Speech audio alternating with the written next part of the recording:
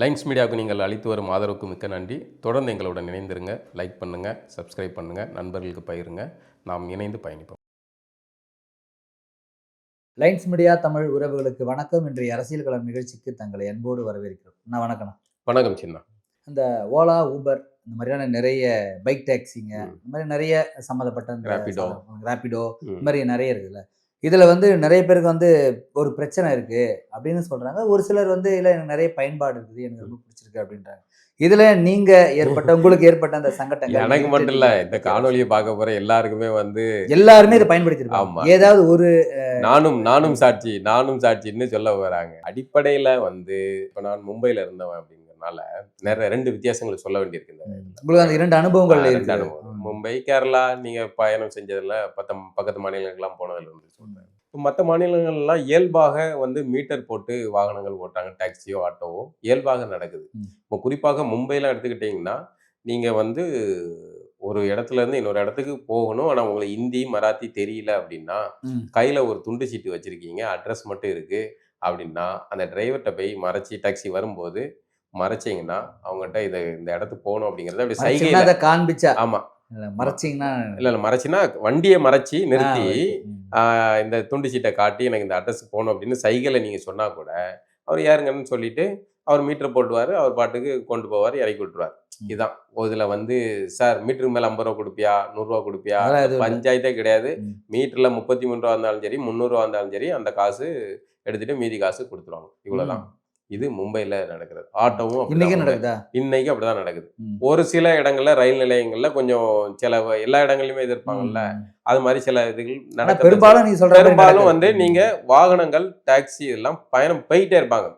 ஸ்டாண்ட்ல போட்டு நின்று அப்படிங்கிற இது கிடையாது, போயிட்டே இருப்பாங்க. ஏதாவது சாப்பிட்றதுக்கு மதிய உணவு அந்த மாதிரியான அதுக்கு மட்டும் நின்று பண்ணுவாங்களே இல்லையா.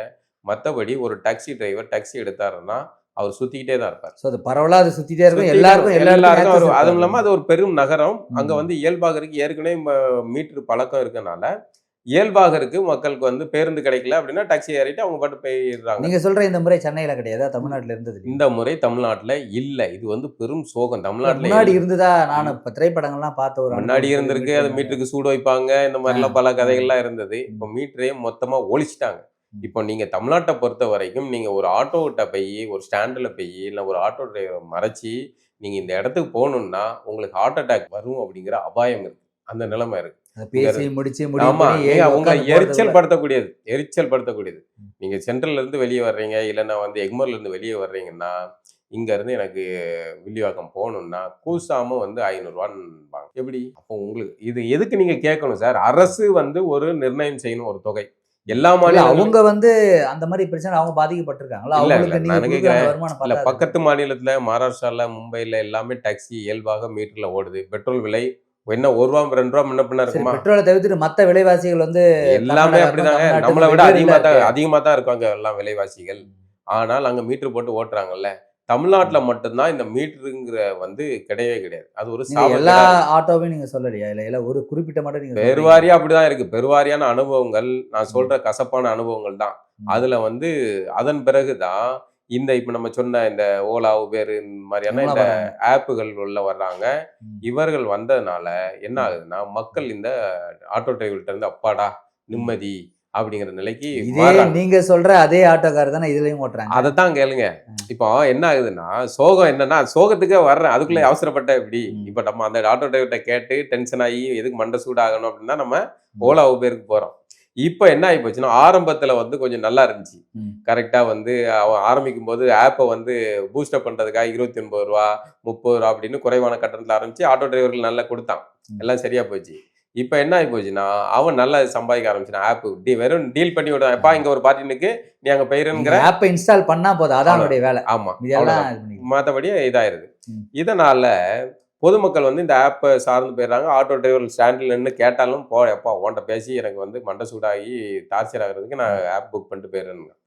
ஆனால் இப்போ என்ன ஆகி போச்சுன்னா இங்க இந்த ஆப்புகளுக்குள்ள வந்த பிறகும் இப்போ சோகம் ஆட்டோ டிரைவர்ல அங்க கேட்ட மாதிரியே இங்கேயும் கேட்கற நிலை கூடுதலா கேட்கறாங்க. கட்டணும். அதுல எரிச்சல் எங்க வருதுன்னா நம்ம ஒரு ஆப் புக் ஒரு பயணத்தை புக் பண்றோம், எடுத்த உடனே சார் எவ்வளவு காட்டுது? ஆமா எவ்வளவு காட்டுது அப்படின்றாங்க. எவ்வளவு கட்டணம் நீங்க இந்த ஆப் இந்த இந்த ரூல்ஸ் அந்த நிபந்தனைக்கு உட்பட்டு தான் நீங்க உள்ள வரீங்க. உட்பட்டு தான் நீங்க இதுக்குள்ள வர்றீங்க. அது உங்களுக்குள்ள பஞ்சாயத்து. எனக்கு ஒரு தொகை 120 ரூபான்னு காட்டுது அப்படின்னா, நான் இந்த 120 ரூபாயும் நான் மகிழ்ச்சியாக வந்து நல்லா ஓட்டுனாரு அப்படின்னு கூடுதலாக ஒரு 10 ரூபாய் 20 ரூபாவோ நான் சேர்த்து கொடுக்கலாம். கொடுக்கறதும் கொடுக்காததும் என்னுடைய விருப்பம். ஆனால் இவர்கள் எடுத்த உடனே சார் எவ்வளவு காட்டுது சார், அது ஒரு எரிச்சல். எவ்வளவு காட்டுது என்னங்கிறத நீ கோரிக்கை ஓலாவனை காட்டலன்னா நீ ஓலாட்ட கேட்கணும், எனக்கு காட்டு அப்படின்னு கேட்கணும். இல்லைன்னா உனக்கு ஆப்ஷன் இருந்தாலும் சில இடங்கள்ல நான் கேட்டிருக்கேன், டிரைவர் கரெக்டா அமௌண்ட் சொல்லுவாரு, சார் 183 ரூபா காட்டு சார், கூட கொடுப்பீங்களான்னு கேட்பாரு. அப்போ அவருக்கு காட்டுதுங்கிற பொருள். சில நேரங்களில் சிலருக்கு காட்டாத மாதிரி ஒரு ஆப்பும் ஒரு ஸ்டைல்ல இருக்கலாம், அப்படியே இருக்கலாம். எப்படி கேட்டுறாங்க. அப்போ ஒரு தொகை 150 ரூபாய்க்கு பயணம் செய்யக்கூடிய அவங்க காட்டுற தொகையில இருந்து அவங்க என்ன பண்றாங்க, சில நேரங்களில் 250 ரூபா கொடுப்பீங்களா சார்ங்க. அதாவது உங்களுடைய நெருக்கடியை பயன்படுது. அதுவும் பெருவாரியா எங்க நடக்கும்னா, இங்க இருந்து நீங்க ரயில் நிலையத்துக்கு போடுறீங்களா, அப்ப அவங்க கண்டுபிடிச்சிடறான். பார்ட்டிக்கு வந்து அவசரம், நம்மளோட இது தேவை அப்படிங்கும் போது என்ன பண்ணா 150 ரூபா காட்டுச்சுன்னா 250 ரூபா கொடுப்பீங்களா சார், கட்டுப்படி ஆகா சார் அப்படின்னா. இந்த வெங்காயத்துக்கு தான் நம்ம வந்து சாலையில இருக்கிற ஸ்டாண்ட்ல இருக்க ஆட்டோட்டே கேட்டுறோம்ல. அப்போ இது வந்து இவர்களுடைய மனநிலை மாற மாட்டேங்குது அப்படிங்கிற ஒரு வருத்தம் இருக்குது. வருத்தத்துல தான் நம்ம சொல்றோம். நீங்க மீட்டர் போட்டு ஓட்டுனா பெருவாரியான பயணிகள் வந்து சந்தோஷமா கூட 10 ரூபாய் 20 ரூபாய்ச்சி கொடுப்பாங்க. அது வந்து மகிழ்ச்சியின் அடிப்படையில் எல்லாருக்கும் ஒரே விதமான வருமானத்தை வரும். இப்ப நீங்க எங்க பிரச்சனை வருது, இங்க உங்களுடைய ஆட்டோ வந்து ஸ்டாண்ட் ஆட்டோக்கள் ஓடுறது இல்ல, ஸ்டாண்ட் ஆட்டோக்கள் நிறுத்திடுறீங்க. அதனால ஒருத்தர் வந்தாங்கன்னா எல்லாமே வாங்கிடலாம், ஒருத்தர் சீக்கிரா போதும் அவன்கிட்ட வந்து நம்ம இது பண்ணிடலாம் அப்படிங்கிற மனநிலைக்கு வருது. இது ஆபத்து. இப்போ மற்ற மாநிலங்கள்ல இது கிடையாது. மும்பைல ஆட்டோக்கள் பயணம் ஓடிக்கிட்டே இருக்காங்க. நான் உங்களுக்கு நிற்கிறதுக்கான நேரம் கிடையாது, டாக்ஸி ஓடிக்கிட்டே இருக்கு.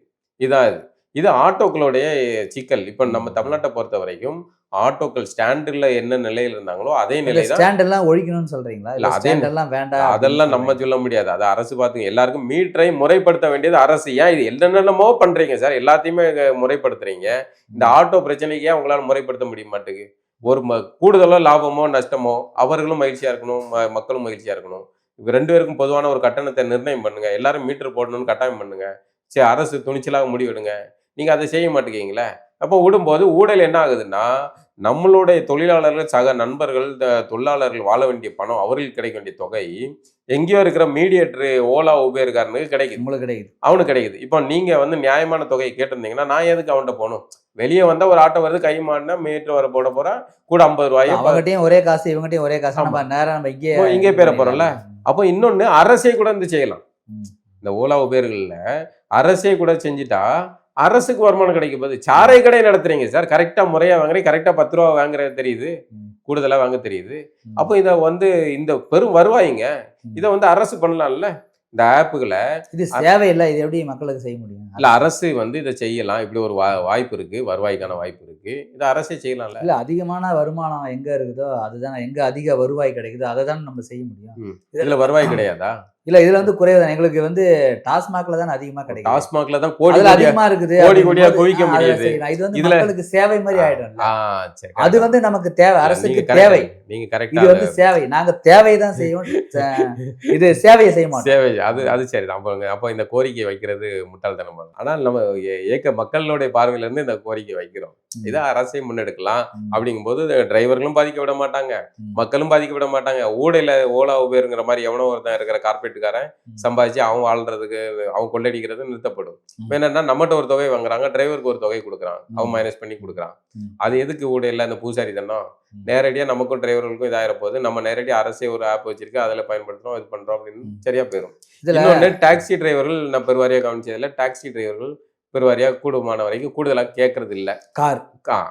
அதான் காரு ஓலா, அந்த கார் ஓட்ட பெருவாரியா கேட்கறது கிடையாது. இன்னொன்னு, ஆட்டோல இன்னொரு ஒரு விஷயத்த இந்த இடத்துல சொல்ல வேண்டியது இருக்கு. என்னுடைய அனுபவத்தின் அடிப்படையில பெருவாரியாக நான் கவனித்ததுல, இஸ்லாமியர்கள் சகோதரர்கள், ஆட்டோ ஓட்டக்கூடிய இஸ்லாமிய சகோதரர்கள் மீட்டர் அந்த தொகைக்கு மேல அவங்க கேட்டதே இல்லை. இது நான் கவனிச்சது, ரேபிடோல நானும் இதை அனுபவிச்சிருக்கேன். மத்தவங்களுக்கு என்ன தெரியல, நான் கவனிச்சதுல கேட்டதில்லை. அவங்க வந்து சார் நேரா வந்துருவாங்க, இவ்வளவு என்ன காட்டுது சார், அதெல்லாம் கேட்டதே கிடையாது. இது எப்படி நடக்கு என்னன்னு தெரியல. ஆனால் அவர்கள் வந்து பெருவாரியும் அந்த பேர்களை கவனிச்சுக்கிட்டே இருக்கேன். ஏன்னா இந்த இது எரிச்சல் நடக்குல்ல, அதனால கவனிக்கிறேன். நேரடியாக அவங்க பாட்டு வந்துருவாங்க. பெருவாரியா மற்றவர்களும் வந்து சில பேரும் இருக்காங்க, எல்லாரும் இன்னும் 19 ரூபா குறை சொல்ல முடியாது. சில பேரும் வந்து சார் எங்க போகணும் அப்படின்னு கேட்டுட்டு அவங்க பாட்டுக்கு வந்துடுறாங்க. அவங்க தொகை கூட தொகையெல்லாம் நீங்க கேட்கறாங்க. சொல்லும் போது தான் எனக்கு ஒரு ஞாபகம் வந்தது. எனக்கு ரேபிடோல போகும்போது ஒருத்தர் இதே மாரி ஒரு இஸ்லாமியர் ஒருத்தர் அவர் வந்தாரு. பேசிட்டு கடைசியா போகும்போது எனக்கு அவர்ட்ட பேசும்போது பிடிச்சிருந்தது. நான் வந்து அவருக்கு எக்ஸ்ட்ரா குடுக்கலான்ற மைண்டுக்கு வந்துட்டேன். நான் எக்ஸ்ட்ரா அவருக்கு 50 ரூபா குடுத்தேன். வாங்க மாட்டேன்ட்டாரா? அவர் வாங்க மாட்டேன்னு சொல்லிட்டாரு. அப்படி இருக்காங்க. அந்த மாதிரி இருக்காங்க அப்படின்னு சொல்லிட்டாரு. அந்த மாதிரி இஸ்லாமியன் மட்டும் இல்ல, அந்த மாதிரியான ஆட்டோ டிரைவர்களும் இருக்காங்க. ஓலா ஓட்டக்கூடியவர்கள் இருக்காங்க. எவ்வளவு தொகை காட்டுதோ அது மட்டும் வாங்குறாங்க. இல்ல சார் வேணாம் சார் அப்படின்னு நாகரிகமா சொல்லக்கூடியவங்க இருக்காங்க. அதுவும் வரவேற்கத்தக்கது. அந்த மாதிரியானவர்களும் இருக்காங்க. அதே சமயம் பெருவாரியாக திருத்த முடியாத இது போன்ற ஆட்டோ, நீங்க ஓலா ஆப்புக்கு நீ போடா, நீ ஓலாக்கு போனா என்ன பெரிய தேசிங்க ராஜா, வடிவேல் காமெடி பேர் பெரிய தேசிங்க ராஜா, குதிரை அங்க போயிட்டு வரப்போகுது. அத மாதிரி நீ ஓலால என்ன கட் பண்ணுவியா, சரி நம்ம ஒரு டிரைவர் தான் இப்படி கேட்காரு அப்படி நல்லா கேன்சல் கொடுத்து அதேதான் கேக்குறான். அவன் வந்து கூட 50 ரூபா தான் கேட்பான். இப்போ அவன் கூட 50 ரூபா கேட்கறது கூட நமக்கு பிரச்சனை இல்லைங்க. அது கூட நம்மளே கூட மகிழ்ச்சியா வந்து கூட 50 ரூபா கொடுத்துருவோம். ஒரு 20 ரூபா 30 ரூபா நம்ம கொடுப்போம். அவங்க கேட்கறாங்கல்ல, அதுதான் நமக்கு வந்து எரிச்சல். நம்மளுடைய அவசரத்தை பயன்படுத்தி அவர்கள் வந்து கூடுதலா 50 ரூபா கொடுப்பீங்களா 100 ரூபா கொடுப்பீங்களான்னு கேட்கறாங்கல்ல, அந்த இடம் தான் நமக்கு வந்து ஒரு எரிச்சலை கொடுக்குது. அந்த இரவு நேரத்திலேயே இந்த பிரச்சனை நடக்கும். இரவு நேரம், நெருக்கடியான நேரம், ரயில் பயணங்களுக்கு போறது, இந்த சந்தர்ப்பத்தை எல்லாம் பயன்படுத்தி இது கேட்கறது. ஆனா தவறானது. இதை வந்து மாத்திக்கணும். ஒண்ணு உங்களுக்கு பிடிக்கல, எனக்கு இந்த செட்டப் சரிபடாதுப்பா அப்படின்னா நீங்க வந்து ஓலா உபேருக்கு வராதீங்க.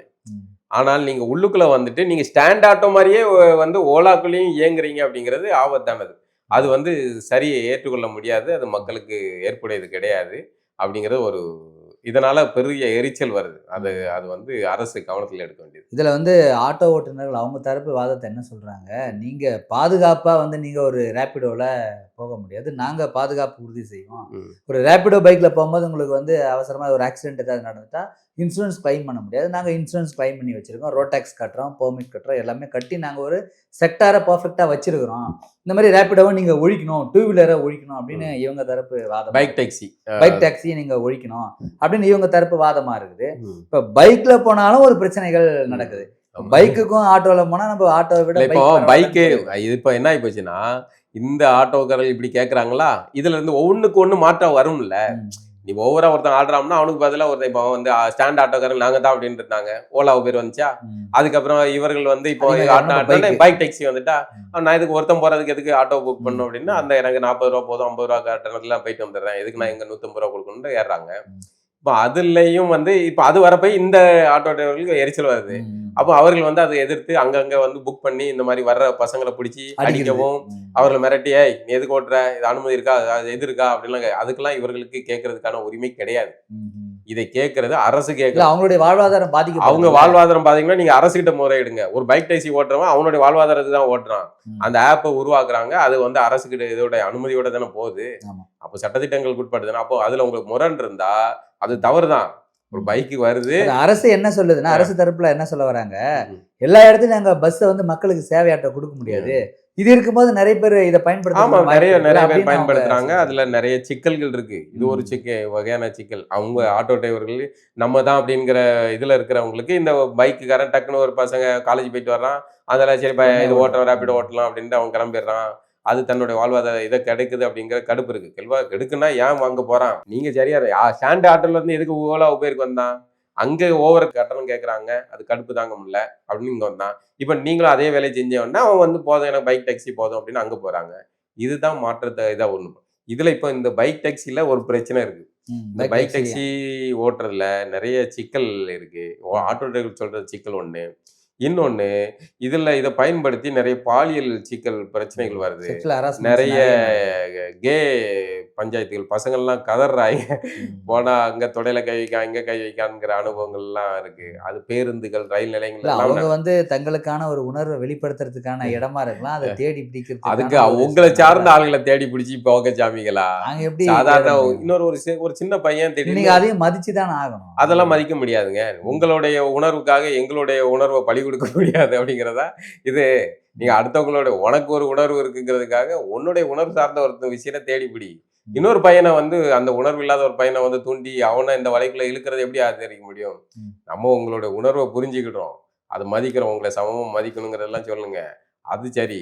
ஆனா அதுக்காக நீங்க யாரோ ஒருத்தங்கிட்ட போய் சில்மிசம் பண்ணுவீங்க, அதுவும் வந்து சின்ன பசங்கிட்ட சில்மிசம் பண்ணுவீங்க, அதை எப்படி நம்ம ஆதரிக்க முடியும்? அதெல்லாம் ஆதரிக்க முடியாது. திருநங்கை, திருநங்கைகள் மீது நமக்கு வந்து இது இருக்குன்னா, அது அவர்கள் அந்த பிரச்சனை இருக்கு. அவர்களை நம்ம ஏற்றுக்கொள்கிறோம் சமூகத்துல. ஆனா இந்த இந்த லெஸ்பியன் பஞ்சாயத்தெல்லாம் வந்து நம்ம அத ஆதரிக்க முடியாது. அதுக்காக மத்தவர்கள்ட்ட அவர்கள் சீண்டுதல் ஈடுபடுறது, பொது போக்குவரத்துல அவங்க சீண்டுதல் ஈடுபடுறதெல்லாம் ஏற்றுக்கொள்ள முடியாது. அது இயற்கைக்கு முரணானது. அதை ஏற்றுக்கொள்ள முடியாது தான். சீமான் சொன்ன மாரி தான். ஏற்றுக்கொள்ள முடியாது தான். அதே மாரி இன்னொரு சிக்கல் இருக்கு. இந்த இதுல தனியா ஒரு குறிப்பா ஏதோ ஒரு இடத்துல பொண்ணு பார்த்தா, அந்த பொண்ணு அந்த இடத்துலயே பைக்கை சுத்திக்கிட்டு அத பொண்ணை வலை வீசுறது அப்படிங்கிறதுல இடையில கூட ஒரு பஞ்சாயத்து வந்துச்சு. பொண்ணு கூட விருப்பத்தோட தான் பொண்ணு பகிர்ந்து கொண்டேன். ஆனா அது பின்னாடி அந்த பொண்ணு புகார் கொடுத்தது. அவன் வந்து இல்ல சிக்கல் தானே. இத மாதிரி நிறைய சிக்கல்களும் இருக்கு. பெண்களுக்கும் இதுல பரவலா பாதுகாப்புலாம் கிடையாது. இரவு நேரங்கள்ல தனியா பயணிக்க வேண்டிய ஒரு சூழ்நிலை இருக்கு. இதனால பைக் டாக்ஸில போறதும் ஒரு அது ஆபத்தானது. பைக் டாக்ஸி வந்து முழுமையாக பாதுகாப்பானதுன்னு நம்ம சொல்ல முடியாது. ஒரு அவசர தேவைக்கு பயன்படுத்திக்கலாமே தவிர, கையில இருக்க கட்டணம் குறைவா இருக்கு, பணம் குறைவா இருக்குன்னா பயன்படுத்திக்கலாமே தவிர, அது எந்த வகையிலுமே வந்து பாதுகாப்பானது கிடையாது. பைக் ஓட்டுறவர்கள் எவ்வளவு வேகமா ஓட்டுறாங்க, அதெல்லாம் நிறைய சிக்கல் இருக்குல்ல. அதனால அது பாதுகாப்பற்றது. என்ன ஆட்டோ டிரைவர்கள் கொஞ்சம் வந்து நேர்மையாக நடந்துக்கிட்டாங்க. உங்களுக்கான கட்டணம் வந்து கூடுதலாக வேணும் அப்படிங்கறத நீங்க ஓலா உபேர் கிட்ட தான் கேட்கணும். அரசு தரப்பு கிட்ட சொல்லலாம். இல்ல அரசு தரப்பிட்ட இல்ல எங்களுக்கு அரசு தரப்பு வந்து ஓலா உபேரை வந்து நிர்பந்தம் பண்ணுங்க அப்படிங்கிற கோரிக்கை எழுப்பலாம். வெளியே வர்ற பொதுமக்கள்கிட்ட நீங்க இப்படி நடக்கும்போது அது மாறத்தான் செய்யும். உங்களுக்கு தான் அது வீழ்ச்சியா மாறும். இந்த மாதிரி ஆட்டோகளுக்கு இந்த மாதிரியான பிரச்சனைகள் இருக்குது. ஓலா ஊபர் போன்றவங்களுக்கும் இருக்குது. பைக் டாக்ஸிக்கு இருக்குது. இந்த மாதிரியான அனைத்து விதமான பிரச்சனைகளுக்கும் என்னதான் ஒரு பிரச்சனை பார்த்தா எதையுமே வந்து ஒரு ஸ்ட்ரக்சரா இல்லை. இது வந்து அமைப்பா இல்லை. யார் எப்போ வேணாலும் உள்ள வரலாம், யார் எப்போ வேணாலும் போகலாம். இது வந்து ஒரு நிறுவனம் மாதிரி இது அமையப்படலை. அதனால நிறைய சமூக குற்றச்சாட்டுகள், சமூக சீர்கேடுகள் நடக்கிறதுக்கான வாய்ப்பு இருக்கு. அதே மாதிரி இந்த ஸ்விக்கி, ஜொமேட்டோ ட்ரெஸ்ஸை போட்டுன்னு இருக்கிறவங்க அவங்க மூலியமா ஒரு சில பொருட்கள் வந்து தவறான இதில் போகுதுன்னு சொல்லிட்டு ஒரு செக்கப் போயிருக்காங்க. நிறைய குற்ற செயல்ல வாய்ப்புகளும் இருக்கு. வாய்ப்புகள் இருக்கு. நிறைய போதைப் பொருட்கள்லாம் வந்து இதுக்குள்ள கடத்துறாங்க. இதை பயன்படுத்தி இந்த யூனிஃபார்ம் போட்டு அப்படிங்கிற குற்றச்சாட்டுலாம் இருக்கு. அதெல்லாம் வந்து முறைப்படுத்தி நம்ம 19 எல்லாரையுமே குற்றம் சொல்ல முடியாது. அப்படி இதை பயன்படுத்தி எல்லாரும் ஒரு நிறுவனத்துக்கு கீழே கொண்டு வந்து அவங்கள வந்து ஒரு ஊழியர் மாதிரி நடத்த முடியுமா? இப்ப அரசு வந்து அவர்களுக்கான ஓய்விடங்கள் இதெல்லாம் உருவாக்குற வேலைகள்லாம் செய்யறாங்க. அதெல்லாம் வந்து நல்ல ஆரோக்கியமானது.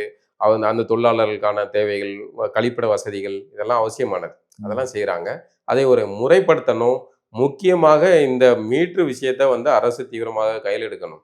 அதை எடுத்துட்டா ஓலா உபேர்கள் வந்து வர வேண்டிய தேவையே கிடையாது. அப்போ ஓலா உபேர்கள் வைக்கிறதே வந்து யாருன்னு பாத்தீங்கன்னா இந்த ஆட்டோ டிரைவர்கள் தான். அப்போ அந்த அடிப்படையில நம்மகிட்ட இருக்கிற இந்த சிக்கல்களை களைஞ்சாதான் மாறும். ஆனா அது மாறுவதற்கான வாய்ப்புகளை கண்ணு கட்டிய தூரம் வரை இல்லை. இந்த கன்னித்தீவு கதை மாதிரிதான்.